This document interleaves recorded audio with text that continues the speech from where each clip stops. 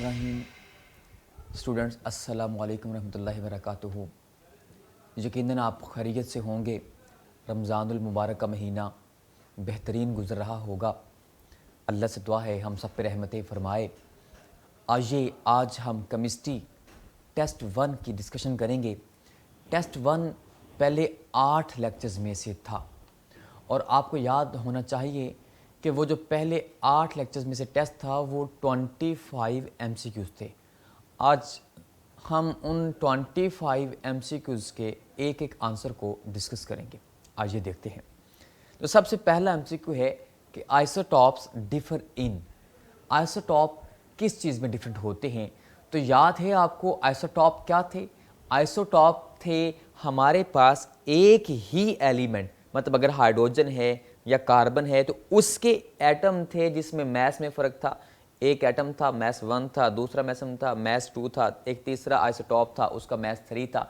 इसका मतलब ये हुआ कि आइसोटॉप्स में मैसेज में फ़र्क था, मतलब हर एक एलिमेंट के एटम जो थे उनमें मैसेज में फ़र्क था, उन्हें हमने आइसोटॉप का नाम दिया था।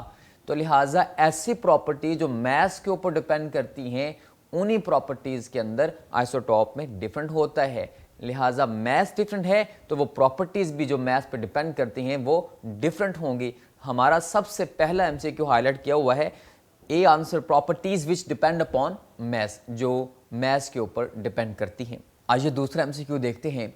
हमारे पास एक MCQ पूछा है कि जनाब इन सब में से बताएं कौन सी बात दुरुस्त नहीं है। तो एक ही जुमले में जो मेन बात थी वो आइसोटॉप्स के अंदर हमने पढ़ी थी। रिलेटिव अबंडेंस वाले टॉपिक में हमने कहा था कि जिन आइसोटॉप्स के एटॉमिक नंबर भी मैस नंबर भी इवन होते हैं वो ज़्यादा पाए जाते हैं। लेकिन यहाँ पे जो थर्ड लाइन लिखी है isotopes with even atomic masses and odd atomic number, odd का लफ्ज़ लगा दिया है, इसलिए हमारे पास ये ओड के लफ्ज़ की वजह से काम ख़राब हो गया है। यहाँ पे क्या आना चाहिए था? इवन आना चाहिए था, इसलिए even atomic masses and even atomic number आना चाहिए था, इसलिए ये बात दुरुस्त नहीं है। हमारा आंसर कौन सा हुआ? सी हुआ। उसके बाद तीसरा MCQ पूछा गया था कि many elements have fractional atomic masses. जी बिल्कुल, जो मैथ्स थे नियॉन का हमने निकाला था 20.18 फ्रैक्शनल होते हैं, अशारिये में होते हैं। हालांकि एक नियॉन का आइसोटॉप है उसका मैस 20 है, दूसरा आइसोटॉप है उसका मैस 21 है, तीसरा आइसोटॉप है उसका मैस 22 है। तो ये कैसे हो गया कि अशारिये में जवाब कैसे आ गया? हाँ, वो कैसे आया था भला? 20, 21, 22 को हमने क्या किया था? 20 को हमने मल्टीप्लाई किया था उस आइसोटॉप की जितनी अबंडेंस है, फिर दूसरे आइसोटॉप के मैस को हमने मल्टीप्लाई किया था किससे? जितनी उस रिलेटिव अबंडेंस है, और फिर तीसरे आइसोटॉप के मैस को भी हमने मल्टीप्लाई किया था किससे? जितनी उस आइसोटॉप की रिलेटिव अबंडेंस है, याद होना चाहिए आपको। और उन सब को प्लस करके फिर 100 पे डिवाइड किया था। मतलब जो फ्रैक्शनल एटॉमिक मैसेज होते हैं वो कहाँ से लिए जाते हैं? उनके रिलेटिव अबंडेंस से, और उनको हमने प्लस किया होता है किसके साथ मल्टीप्लाई करने के बाद भला? उनके मैसेज से। तो नीचे देखें सबसे आखिरी जवाब है atomic masses are average masses. ये एवरेज मैसेज हैं किसका? Proportional to their relative abundance, जिनको हमने रिलेटिव अबंडेंस के हिसाब से लिया गया होता है। उसके बाद हमारे पास इसी बात को मैं एक्सप्लेन करता चलूं कि हमने ये एग्जाम्पल 1 पढ़ी थी, एक्सरसाइज का क्वेश्चन नंबर 25 का पार्ट 3 पढ़ा था। 9 इंडिविजुअल एटम ऑफ नियॉन, ये एक नियॉन का एटम है, उसका मैस 20.18 नहीं होता, ये हमने पढ़ा था। क्यों नहीं होता उसकी बात आपको बताई थी कि ये रिलेटिव अबंडेंस है और उसके मैस से मल्टीप्लाई किया हुआ है, ये रिलेटिव अबंडेंस है मैस से मल्टीप्लाई किया हुआ है, ये रिलेटिव अबंडेंस है मैस से मल्टीप्लाई किया हुआ है, और उसके बाद उसकी एवरेज निकाली हुई है। इस बात को भी ख्याल रखते हुए अभी जो हमने पीछे पढ़ा है उसका आंसर फिर क्या बनता है? डी बनता है। ये बस आपको थोड़ा सा हिंट देने के लिए था। अभी हम 4 MCQ देखते हैं। An ordinary microscope can measure the size object up to.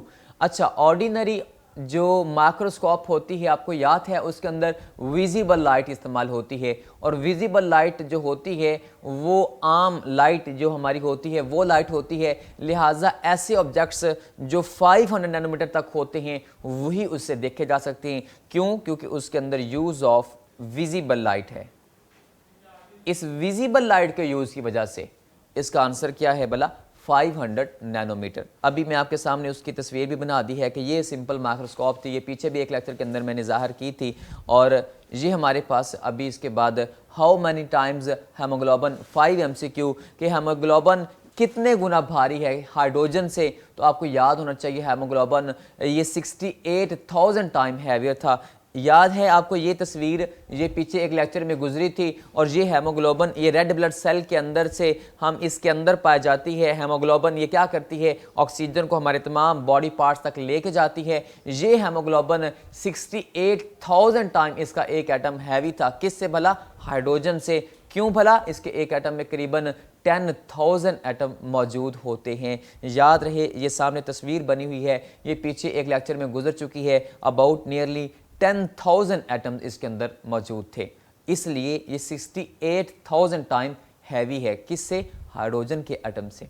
अभी हमारे पास जो 6 MCQ था, याद है आपको, the analysis in which all the elements present in compound are identified, जिसमें एक कंपाउंड दिया था आपको कि जनाब ये ग्लूकोज है, बताएं इसके अंदर कौन कौन मौजूद है। कार्बन है, हाइड्रोजन है, ऑक्सीजन है। हम एक ऐसी एनालिसिस जिसमें तजिया करते हैं, जांच पड़ताल करते हैं, शनाख्त करते हैं, पहचान करते हैं किस चीज़ की, कि इस शय के अंदर है कौन कौन, मौजूद कौन कौन है। ये पेंसिल किस शय की बनी है, इसके अंदर कौन कौन से एलिमेंट्स मौजूद हैं। लिहाजा ये हम इस चीज़ की क्वालिटी चेक करते हैं, इसे हम बोलते हैं क्वालिटेटिव एनालिसिस। उसके बाद था वो क्वांटी, मतलब मिकदार मालूम करना, जिसमें हम क्वांटिटी मालूम करते थे और उसे हम कहते थे क्वांटिटेटिव एनालिसिस। लेकिन यहाँ पे तो एलिमेंट्स की शनाख्त करनी है, इसलिए फिर ये कौन सी हुई? क्वालिटेटिव एनालिसिस हुई। इसके बाद 7 वाला empirical formula of glucose is, ये बड़ी सादा सी बात है। आपको याद है ग्लूकोज का फार्मूला क्या होता है? C6H12O6। लिहाजा इसको सिंपल कर दीजिए, मतलब सिंपलेस्ट रेशो, क्योंकि आपने कहा था इंपेरिकल फार्मूला एक मॉलिक्यूलर फार्मूला की सादा तरीन रेशो करके बताता है। तो ये साथ ही ग्लूकोज का असल फार्मूला भी लिखा हुआ है। ये अगर आप कट करेंगे तो आपको पता है ये बन जाएगा। और ये कौन सा फार्मूला है? इंपेरिकल फार्मूला है। लिहाजा आंसर कौन सा था? सी आंसर था। Height off peak in mass spectrum shows. अच्छा, जो आपको याद है आपने मैस स्पेक्ट्रोमेट्री वाला टॉपिक पढ़ा था। मैस स्पेक्ट्रोमेट्री वाले टॉपिक के अंदर आपको ये भी याद होना चाहिए कि एक ग्राफ था मैस स्पेक्ट्रम, उसके अंदर से एक लाइन कर्व थी, ऐसे ऊपर को जाती थी। मैं आपके सामने उसकी तस्वीर लेके आता हूँ। याद रहे आपको जवाब इसका रिलेटिव अबंडेंस है। वो कैसे? ये जरा तस्वीर को गौर से देखिए। ये नियॉन के लिए वो तस्वीर है, मैस स्पेक्ट्रम है, जिसमें कहता है जनाब नियॉन का 20 मैस वाला एक आइसोटॉप है, 21 वाला है, 22 वाला है। इसकी इतनी रिलेटिव अबंडेंस है, मतलब ये इतने परसेंट पे आ जाता है, ये इतने परसेंट और ये इतने परसेंट। ये जो इसकी लाइन सबसे ऊपर जा रही है, मतलब 0.9051, ये वो परसेंटेज वाइज लिखी हुई है, वरना हम ये भी कह सकते हैं 90.922%। और उसके बाद 21 वाला, 22 वाला, उनकी लाइन छोटी है, मतलब वो थोड़े पाए जाते हैं। लिहाजा जो पीक की हाइट होती है वो बताती है कि आइसोटॉप कितने परसेंट ज़्यादा पाया जाता है। मतलब इसका आंसर है कि वो कितने परसेंट ज़्यादा पाया जाता है, ये है हाइट की पीक। और कितने परसेंट ज़्यादा पाया जाता है, इसे हम क्या बोलते हैं केमिस्ट्री की ज़ुबान में? रिलेटिव अबंडेंस बोलते हैं। लिहाजा हमारा आंसर कौन सा हुआ? रिलेटिव अबंडेंस वाला हुआ। आज ये क्वेश्चन नंबर 9 देखते हैं। इलेक्ट्रोमीटर इज कॉल्ड, इलेक्ट्रोमीटर किसे कहते हैं? आपको याद है ये सामने एक तस्वीर, मैस स्पेक्ट्रोमीटर एक डिवाइस थी जिसके अंदर हमने आइसोटॉप्स को फेंका था। कोई ऐसी शय जिसके हमने आइसोटॉप के मैसेज फाइंड करने थे, ऐसे अंदर फेंका था, उसे हमने पहले वोलेटाइज किया, फिर आयोनाइज किया, फिर इलेक्ट्रिक फील्ड, फिर मैग्नेटिक फील्ड, उस सारे की मदद से आगे लेके गए। जब वो जाके आगे हमारे पास वहाँ पे गिरे थे, और उसके बाद गिरने के बाद आपको ये भी याद है कि वो जिस शय के ऊपर गिरे थे उसका नाम क्या था? आयन कलेक्टर था। उसने आयन को कलेक्ट किया था। हाँ, जैसे ही उसके ऊपर गिरे थे उसने एक और भी काम किया था, वो आयन के ऊपर जितना चार्ज था उनकी मेजरमेंट की थी। चार्ज की मेजरमेंट की इलेक्ट्रोमीटर। लिहाजा इसके दोनों ही नाम हैं, आयन कलेक्टर भी और ये चार्ज को मेजर करता है, मीटर करता है, इलेक्ट्रोमीटर। इसीलिए इसे इलेक्ट्रोमीटर भी कहते हैं, आयन कलेक्टर भी कहते हैं। तो आंसर कौन सा हुआ? सी हुआ। आज ये क्वेश्चन नंबर 10 देखते हैं। Which one is mono isotopic? एक आइसोटॉप वाला। तो आपको याद है रिलेटिव अबंडेंस ऑफ आइसोटॉप वाला जो टॉपिक था, उसके अंदर मैंने कहा था फ्लोरीन है, आर्सेनिक है, गोल्ड है, इन सब के आइसोटॉप कितने हैं भला? एक एक ही आइसोटॉप है। तो मोनोमीन क्या होता है? वाहद होता है, एक होता है, लिहाजा इन सब का एक एक आइसोटॉप है, इसलिए हम क्या कहते हैं? मोनो आइसोटॉपिक हैं। आंसर फिर कौन सा हुआ? ऑल हुआ। उसके बाद क्वेश्चन नंबर 11 देखिए, 1 AMU इज इक्वल टू, तो आपको याद होना चाहिए ये हमने जो टॉपिक था हमारे पास एटम की अवेयरनेस वाला, कि हमें सबूत चाहिए कि एटम पाया जाता है। पहले हमने कहा कि आंख से नज़र नहीं आता, सिंपल माइक्रोस्कोप से भी नज़र नहीं आता, उसके बाद हमने कहा इलेक्ट्रॉन माइक्रोस्कोप से देखना पड़ेगा, फिर हमने एक्सरेज एनालिसिस की, उसके बाद हमने कुछ कंक्लूजन निकाले थे। वहाँ पे आपकी इस टॉपिक के अंदर ये वैल्यू मिली थी कि एक जो एटम होते हैं उनके मैसेज हमने कहा था AMU में मेजर किए जाते हैं। AMU एक छोटा यूनिट है, कितना छोटा यूनिट है? 1.66 इंटू 10 की पावर -27 kg। तो इस वैल्यू के मुताबिक जरा आंसर देखिए कौन सा बनेगा? बी बनेगा। 12 वाला जो MCQ है, ये प्रेशर ऑफ वेपर्स मेंटेन्ड। आपको याद है अभी थोड़ी देर पहले मैंने मास स्पेक्ट्रोमीटर डिवाइस की बात की थी कि हमने उसके अंदर वेपर्स बनाए, फिर वेपर्स के बाद आयंस बनाए। तो आपको याद है वहां पे जो वेपर का प्रेशर था, मैंने कहा था थोड़ा रखना है ताकि इलेक्ट्रिक फील्ड में एक्सेलरेशन आसानी से हो सके और आयोनाइजेशन भी आसानी से हो सके। तो वेपर्स का प्रेशर हमने कितना थोड़ा रखना है, वहां पे उस टॉपिक में भी लेक्चर 5 में मैंने आपको ये वैल्यू बताई थी, 10 की पावर -7 टॉर तक रखना है। टॉर प्रेशर का यूनिट है, चैप्टर 3 के अंदर इंशाल्लाह पढ़ेंगे। 1 ATM का नाम सुना होगा आपने। 1 ATM वो 760 टॉर के बराबर होता है। ये वो टॉरी वाला नहीं है, ये टॉर एक यूनिट है किसका? हवा का, प्रेशर का।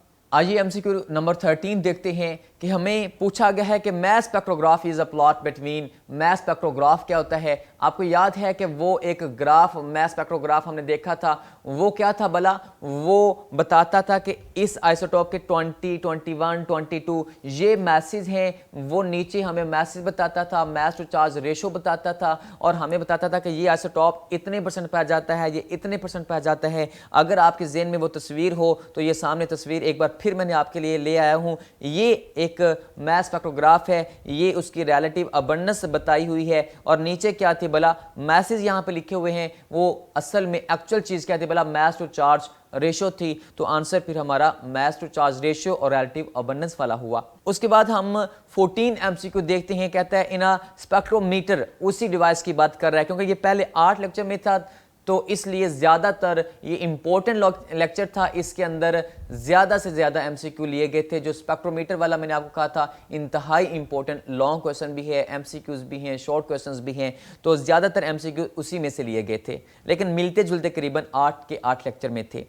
इन spectrometer which type of particles strike the detector. हाँ, आपको याद है कि सबसे पहले हमने उनको वेपर बनाया, फिर हमने उनके ऊपर बम्बार्डमेंट की, और बम्बार्डमेंट करने के बाद उनको आइन बनाया। वो जब उनके ऊपर ऐसे बम्बार्डमेंट करके इलेक्ट्रॉन निकाल दिया, जब इलेक्ट्रॉन निकाल दिया तो वो पॉजिटिव आइन बन गए।